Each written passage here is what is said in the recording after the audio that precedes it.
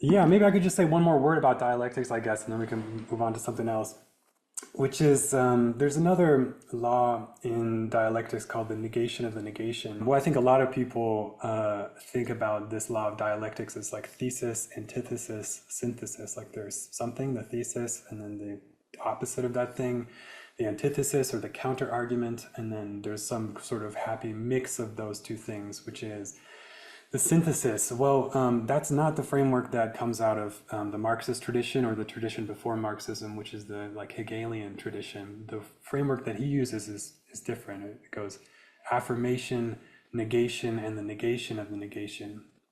Well, why is that important? Well, one of the things to highlight about that difference is that with the thesis antithesis idea, the antithesis is sort of is seen as coming from the outside.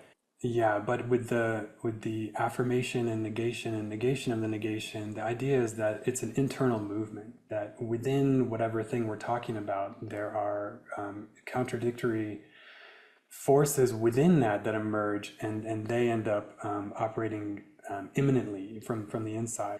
But anyway, how does this apply to Israel and Palestine? Well, I think of Israel's ethnocentrism, and Israel is an ethnocentric state. I mean, take a cursory glance at the flag or its basic laws. I mean, it doesn't have a constitution, but it's got what's called basic laws.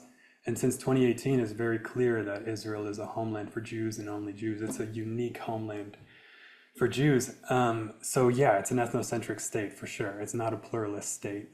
There's no justification for thinking that. So that would be the affirmation for me. Well, the negation of that, I think, is something that emerges out of it. Actually, it's a sort of reactionary ethnocentrism of Hamas. That's kind of how I've been thinking about Hamas is a sort of similarly, but like at the same time, opposite, like equal and opposite form of ethnocentrism.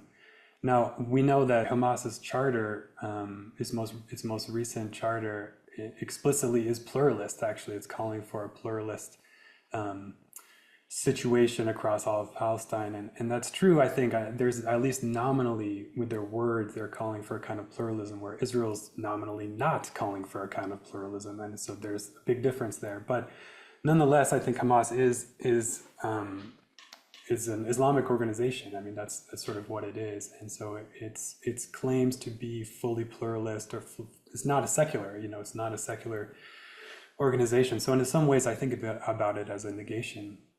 And the other way I think about it as a negation and not just an antithesis is that in some ways it emerges as a necessary thing coming out of Israel. Israel, we know, has funded Hamas throughout a lot of its history. Why has it done that? Because Israel needs some kind of organization like Hamas to point the finger at, right? To blame and say, look at all this violence that's happening. It's their fault. And that's why this two-state peace process has failed again and again and again.